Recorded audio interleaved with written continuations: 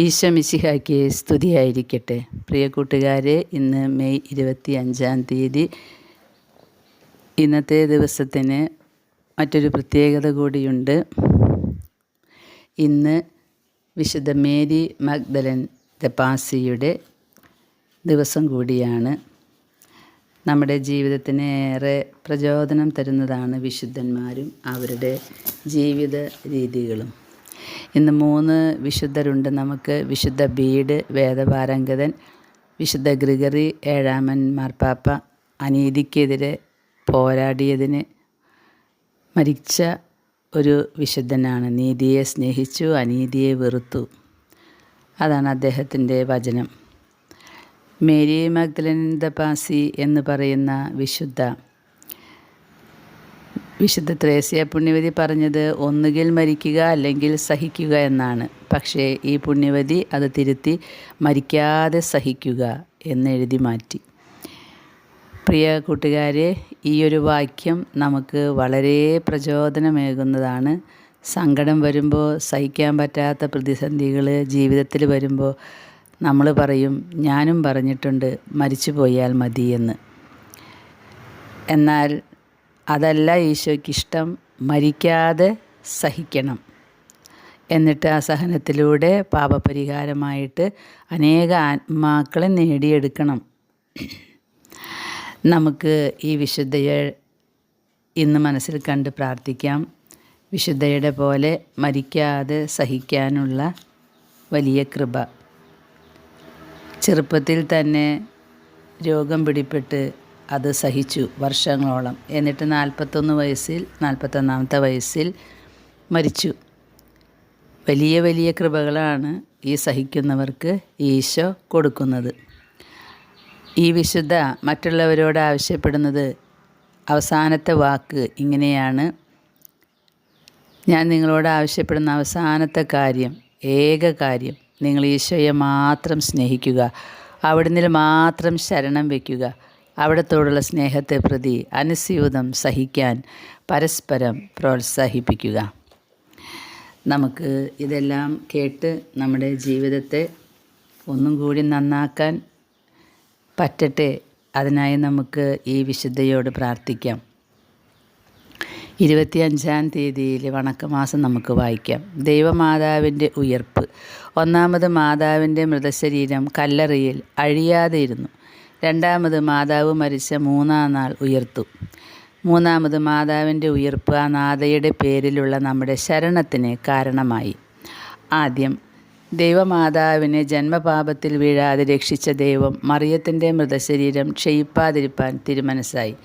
ദൈവമാതാത്തോട് നീ ധൂളിയാകുന്നു, നീ ധൂളിയായി പരിണമിക്കുകയും ചെയ്യും എന്ന് വലിയ ശാപം ഇട്ടതിനാൽ മനുഷ്യ ശരീരം അഴിയാതെ ഇരിപ്പാൻ നിവൃത്തിയില്ല.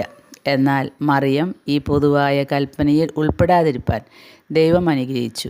മരണപര്യന്തം ഒരല്പപാപം പോലും ചെയ്യാതിരുന്നതുകൊണ്ടും തിരുവുദരം ദേവാലയമായി തീർന്നതിനാലും മറിയത്തിന് അക്ഷയമെന്ന വരം നൽകിയത് എത്രയോ ഉചിതമാകുന്നു.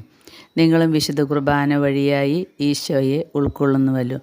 മിശിഹ നിങ്ങളുടെ ഹൃദയത്തിൽ എഴുന്നള്ളി നിങ്ങളോടുകൂടെ അത്ഭുതമാവണ്ണം ഐക്യപ്പെട്ട് നിങ്ങളുടെ ശരീരത്തെ ശുദ്ധീകരിച്ച് നിങ്ങൾക്ക് നിത്യാനന്ദത്തിന് അച്ചാരം തരികയും ചെയ്യുന്നു. ആകയാൽ ഈശോ മിശിഹായിൽ ശുദ്ധീകരിക്കപ്പെട്ട നിങ്ങളുടെ ശരീരത്തെ പാപങ്ങളാൽ അശുദ്ധിയാകാതിരിപ്പാൻ ഏറ്റവും ശ്രദ്ധയോടുകൂടെ ജീവിക്കണം. 2-ാമത്, എല്ലാ മനുഷ്യരും ലോകാവസാന ദിവസത്തിൽ ഉയർക്കും. എന്നാൽ ദൈവജനനി മനുഷ്യർക്ക് ജീവനും ഉത്ഥാനവുമായ ഈശോയെ പ്രസവിക്കുകയും തൻ്റെ കുമാരനെ പൂർണ്ണമായി അനുഗമിക്കുകയും ചെയ്തതിനാൽ മരിച്ച 3-ാം നാൾ ഈ നാഥയെ ഉയർപ്പിക്കുന്നതിന് ദൈവം തിരുമനസ്സായി. മാതാവിൻ്റെ പരിശുദ്ധാത്മാവ് മോക്ഷത്തിൽ വന്ന് തൻ്റെ തിരുശരീരത്തോട് ചേർന്ന് അതിന് ഭാഗ്യവും മഹിമയും കൊടുക്കുകയും ചെയ്തു. ഈ തിരുശരീരം കല്ലറയിൽ നിന്ന് എഴുന്നേറ്റ് സൂര്യനേക്കാൾ അധിക തേജസ്സോടുകൂടെ അക്ഷയം, ലഘുത്വം, സൂക്ഷ്മം, പ്രകാശം എന്ന 4 വരങ്ങളെ പ്രാപിച്ച് എന്നേക്കും സ്വർഗരാജ്യത്തിൽ വാഴുന്നു. നമ്മുടെ തിരുമാതാവിന് നൽകപ്പെട്ടിരിക്കുന്ന മഹത്വത്തെ കണ്ട് നാം സന്തോഷത്തോടെ ഈ നായികയെ സ്തുതിച്ച് വാഴ്ത്തണം. എന്നാൽ ഉയർപ്പുണ്ടാകും. എന്നാൽ ഉയർത്ത് മോക്ഷത്തിൽ പോകുമോ നരകത്തിൽ വീഴുമോ എന്ന് നിശ്ചയമില്ല. അത് നമ്മുടെ നടപടികളെ ആശ്രയിച്ചിരിക്കും. മൂന്നാമത്, ദൈവമാതാവിൻ്റെ മഹിമയേറിയ ഉയിർപ്പ് നമുക്ക് സന്തോഷവും മഹിമയും വരുത്തിയിരിക്കുന്നു. അതെങ്ങനെയെന്നാൽ, മറിയം തൻ്റെ ശരീരത്തോടും ആത്മാവോടും കൂടെ മോക്ഷത്തിൽ എഴുന്നള്ളി അവിടെ നിസ്തുലമായ മഹിമ പ്രാപിച്ചിരിക്കുന്നത് കൂടാതെ ഇപ്പോഴും നമ്മുടെ മാതാവായിട്ടും സങ്കേതമായിട്ടും സഹായമായിട്ടും പരിപാലികയായിട്ടും തന്നെ നാം കരുതണമെന്ന് ആഗ്രഹിക്കുകയും ചെയ്യുന്നു. അതിനാൽ നമ്മുടെ ഞെരുക്കങ്ങളിൽ സ്വർഗരാജ്ഞിയുടെ സഹായം അപേക്ഷിക്കാതിരിക്കാമോ? ഇതാ, ഇവയിൽ നിന്ന് നമ്മെ രക്ഷിപ്പാൻ നമ്മുടെ പ്രിയമുള്ള അമ്മ കാത്തുകൊണ്ടിരിക്കുന്നു.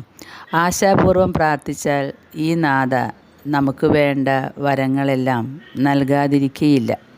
ദൃഷ്ടാന്തം: വിശുദ്ധ ശെമോൻ സ്തോക്ക് ദൈവമാതാവിനെ ഉന്നതമാവണ്ണം വണങ്ങുവാൻ വേണ്ടി ദിവസം പ്രതി ആ മാതാവിനോട്, ഞാൻ അങ്ങയെ വണങ്ങേണ്ട വിധം എങ്ങനെയെന്ന് എന്നെ അറിയിക്കണമേ എന്ന് പ്രാർത്ഥിച്ചു കൊണ്ടുവന്നു.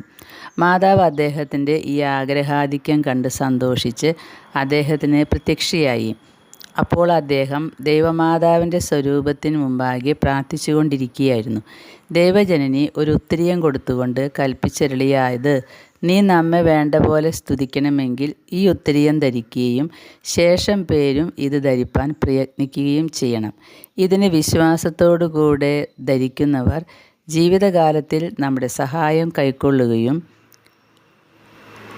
ഇതിനോടുകൂടെ മരിക്കുന്നവർ നരകത്തിൽ പോകാതെ കരയേറുകയും ചെയ്യും. ഈ അത്ഭുത സംഭവം പ്രസിദ്ധമായതിനു ശേഷം ഉത്തരീയം ധരിക്കുന്നവർക്ക് മാർപ്പാപ്പമാർ അനേകം ദണ്ഡവിമോചനങ്ങൾ കൽപ്പിച്ച് നൽകിയതുകൊണ്ട് രാജാക്കന്മാർ മുതലായ അനവധി ജനങ്ങൾ ഉത്തരീയ സഭയിൽ ഉൾപ്പെടുകയുണ്ടായി. ഉത്തരീയ സഭയിൽ ചേർന്ന ഒരു പടയാളിയെ സംബന്ധിച്ച അത്ഭുത സംഭവം കേട്ടാലും. ഫ്രാൻസിലെ 13-ാം ലൂയിസ് രാജാവ് മൊംബേല നഗരിയെ വളഞ്ഞ് അത് പിടിച്ചടക്കുന്നതിന് ശ്രമിക്കയിൽ ഉത്തരീയം ധരിച്ചിരുന്ന ഒരു പടയാളിയുടെ മാറിൽ ഉത്തരീയം കിടന്ന സ്ഥലത്ത് ശത്രുക്കളുടെ തോക്കിൽ നിന്ന് ഒരു ഉണ്ട പതിച്ച് മേൽവസ്ത്രം തുളഞ്ഞുവെങ്കിലും അത് ശരീരത്തിൻ്റെ ഉള്ളിൽ കടക്കാതെ ഉത്തരീയത്തിന്മേൽ കൊണ്ടയുടനെ ചതഞ്ഞ് താഴെ വീഴുകയും രാജാവ് ഈ സംഭവം അറിഞ്ഞ് ആ പടയാളിയെ വരുത്തി അവനിൽ സംഭവിച്ച അത്ഭുതം സൂക്ഷ്മമായി പരിശോധിക്കുകയും ചെയ്തു. ദൈവമാതാവ് ഉത്തരീയം ധരിക്കുന്നവർക്ക് എത്രയോ സഹായം ചെയ്യുന്നു എന്ന് വിചാരിച്ച് സന്തോഷിച്ച് രാജാവും അനേക ജനങ്ങളും ഉത്തരീയ സഭയിൽ ഉടൻ തന്നെ ചേർന്നു. ഒരു സിംഹം ഫ്ലോറൻസ് നഗരിയിൽ പ്രവേശിച്ച് തെരുവുകളിൽ കൂടി ഗർജിച്ചുകൊണ്ട് നടക്കുകയും പട്ടണവാസികളെ വല്ലാതെ ഭയപ്പെടുത്തുകയും ചെയ്തു. ഒടുവിൽ ഒരു ദേവാലയത്തിന് സമീപം വന്ന് നിലയായി. അതിനെ പിടിപ്പാൻ ഒരുത്തരും വെളിയിൽ പുറപ്പെടാതിരിക്കുന്നത് കണ്ട് ഒരു ബാലിക ദൈവമാതാവിൻ്റെ നാമം ചൊല്ലി ആ സിംഹത്തിൻ്റെ അടുക്കൽ ചെന്ന് തൻ്റെ ഉത്തരീയം എടുത്ത് അതിൻ്റെ കഴുത്തിലിട്ട് ഒരാട്ടിൻകുട്ടി എന്ന പോലെ അതിനെ പിടിച്ച് വലിച്ചു കൊണ്ടുപോവുകയും ജനങ്ങൾ അത് കണ്ട് ദൈവമാതാവിൻ്റെ പള്ളിയിൽ പ്രവേശിച്ച് ആ നാഥയെ സ്തുതിച്ചു കൊണ്ടാടുകയും ചെയ്തു.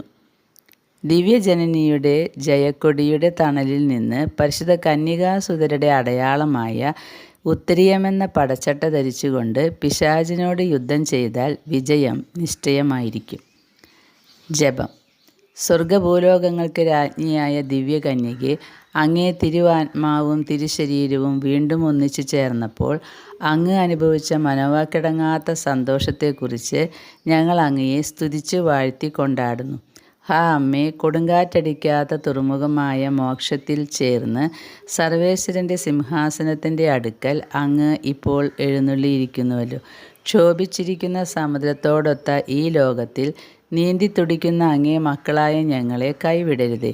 ഹാ മാതാവേ, ഞങ്ങളെ കൃപാകടാക്ഷത്തോടു കൂടെ നോക്കി ഞങ്ങളുടെ പ്രാർത്ഥനകളെ അലിവോടെ കേട്ട് ഞങ്ങൾ രക്ഷ പ്രാപിക്കുന്നതിന് വേണ്ട വരപ്രസാദങ്ങൾ തരുവിക്കണമേ. ശുദ്ധ ബെർണർദോസ് ദൈവമാതാവിനെ നോക്കി പ്രാർത്ഥിച്ച ജപം. എത്രയും ദയുള്ള മാതാവേ, നിന്റെ സങ്കേതത്തിലോടി വന്ന് നിന്റെ ഉപകാര സഹായം അപേക്ഷിച്ച് നിന്റെ അപേക്ഷയുടെ സഹായത്തെ ഇരന്നവരിൽ ഒരുവനെങ്കിലും നിന്നാൽ കൈവിടപ്പെട്ടു എന്ന് ലോകത്തിൽ കേൾക്കപ്പെട്ടിട്ടില്ല എന്ന് നീ നനച്ചു കൊള്ളണമേ. കന്യാവ്രതക്കാട് രാജ്ഞിയായ കന്യകെ, ദയുള്ള മാതാവേ, ഈ വണ്ണമുള്ള ശരണത്താൽ ഉറച്ച് നിന്റെ തൃപ്പാദത്തിങ്കൽ ഞാൻ അണഞ്ഞു വരുന്നു. നെടുവീർപ്പിട്ട് കണ്ണുനീർ ചിന്തി പാപിയായ ഞാൻ നിന്റെ ദയയുടെ ആഴത്തെ കാത്തുകൊണ്ട് നിന്റെ തിരുമുമ്പിൽ നിൽക്കുന്നു. ആദരിച്ച വചനത്തിൽ മാതാവേ, എൻ്റെ അപേക്ഷയെ ഉപേക്ഷിക്കാതെ ദയാപൂർവം കേട്ടല്ലണമേ. ആമേൻ. ഈശോ. ജന്മപാപമില്ലാതെ ഉത്ഭവിച്ച പരിശുദ്ധ മറിയമേ, പാപിയുള്ള സങ്കേതമേ, ഇതാ നിൻ്റെ സങ്കേതത്തെ ഞങ്ങൾ ഓടി വന്നിരിക്കുന്നു. ഞങ്ങളുടെ മേൽ അലിവായിരുന്നു ഞങ്ങൾക്ക് വേണ്ടി നിൻ്റെ തിരുക്കുമാരനോട് പ്രാർത്ഥിച്ചു കൊള്ളണമേ. 3 സ്വർഗസ്ഥനായ പിതാവും 3 നന്മ നിറഞ്ഞ മറിയമേ, 3 തൃത്വസ്തുതിയും ഈ പ്രാർത്ഥന 3 പ്രാവശ്യം ചൊല്ലി അതിനോടൊപ്പം കാഴ്ചവെക്കണം. പരിശുദ്ധ ദൈവമാതാവിൻ്റെ ലുത്തിനിയ പൂർണ്ണമായും ചൊല്ലണം. രാജകന്യകെ എന്ന ജപം നമുക്ക് ഒന്നിച്ച് ചൊല്ലാം. രാജകന്യകെ, മനോഗുണത്തിൻ്റെ അമ്മയെ, നിനക്ക് സുസ്തി. ഞങ്ങളുടെ ആയുസ്സും മനോഗുണവും മാധുര്യവും ശരണവും ആശ്രയവുമേ നിനക്ക് സുസ്തി. അലസിഭാഗപ്പെട്ട് നടക്കുന്ന ഹാവായുടെ മക്കളായി ഞങ്ങൾ നിന്നെ വിളിക്കുന്നു, കരയുന്നു. ഈ സ്ഥലത്തിൽ നിന്ന് ഉഴന്നു കരഞ്ഞുകൊണ്ട് നിൻ്റെ പക്കൽ നെടുവീർപ്പിടുന്നു. എന്നാൽ ഞങ്ങൾക്ക് വേണ്ടി അപേക്ഷിക്കുന്ന അമ്മേ, മനോഗുണമുള്ള നിൻ്റെ ശുദ്ധ കണ്ണുകൾ കൊണ്ട് ഞങ്ങളെ വിരവിൽ തിരിഞ്ഞു നോക്കണമേ. വിശേഷിച്ച് ഈ അലസിഭാഗം കടന്നതിൻ്റെ ശേഷം ശുദ്ധമായ നിൻ്റെ വയറ്റിൻ്റെ വാഴ്ത്തപ്പെട്ട ഫലമായ ഈശോയെ ഞങ്ങൾക്ക് കാട്ടണമേ. അയ്യോ, കനിവും മനോഗുണവും മാധുര്യവും ശരണവും ആശ്രയവുമാകുന്ന നീ എപ്പോഴും കന്യാസ്ത്രീ മറിയമേ. ആമേൻ. പരിശുദ്ധ ദൈവമാതാവിനോടുള്ള അപേക്ഷ. ഓരോ അപേക്ഷയ്ക്ക് ശേഷവും ഒരു നന്മ നിറഞ്ഞ മറിയമേ ചൊല്ലാം. പാപികളുടെ സങ്കേതമേ, തിരുസഭയ്ക്ക് വേണ്ടി പ്രാർത്ഥിക്കണമേ. പാപികളുടെ സങ്കേതമേ, അജ്ഞാനികൾ മുതലായ ദുർമതക്കാർ മനസ്സ് തിരിയാൻ വേണ്ടി പ്രാർത്ഥിക്കണമേ. പാപികളുടെ സങ്കേതമേ, സത്യരാജാക്കൾ പ്രഭുക്കൾ തമ്മിൽ സമാധാനമായിരിക്കാൻ വേണ്ടി പ്രാർത്ഥിക്കണമേ. പാപികളുടെ സങ്കേതമേ, മാർപ്പാപ്പ മുതലായ വേദപാലകന്മാർക്ക് വേണ്ടി പ്രാർത്ഥിക്കണമേ. പാപികളുടെ സങ്കേതമേ, നിൻ്റെ പ്രിയപ്പെട്ട മക്കളായിരിക്കുന്ന ശുദ്ധീകരണ സ്ഥലത്തിലെ ആത്മാക്കൾക്ക് വേണ്ടി പ്രാർത്ഥിക്കണമേ. ഇന്നത്തെ സുഹൃത ജപം. ഹാ അമ്മേ, അങ്ങേ സങ്കേതത്തിലിരിക്കുന്നത് തന്നെ ഞങ്ങൾക്ക് നിത്യാനന്ദം. ഇന്നത്തെ സൽക്രിയ. അജ്ഞാനികളെ സത്യവേദം അറിയിക്കണം. വാഴ്ക വാഴ്ക വാഴ്ക വാഴ്ക വാഴ്ക വാഴ്ക വാഴ്ക വാഴ്ക വാഴ്ക വാഴ്ക വാഴ്ക വാഴ്ക. ഉണ്ണിയെ കൈയിലേന്തുമമ്മ, ഉണ്ണിയിൽ നിന്നും കൃപ തരും ഭൂലോകറാണിയാമമ്മ. വാഴ്ക വാഴ്ക വാഴ്ക വാഴ്ക വാഴ്ക വാഴ്ക വാഴ്ക വാഴ്ക വാഴ്ക വാഴ്ക വാഴ്ക വാഴ്ക വാഴ്ക വാഴ്ക.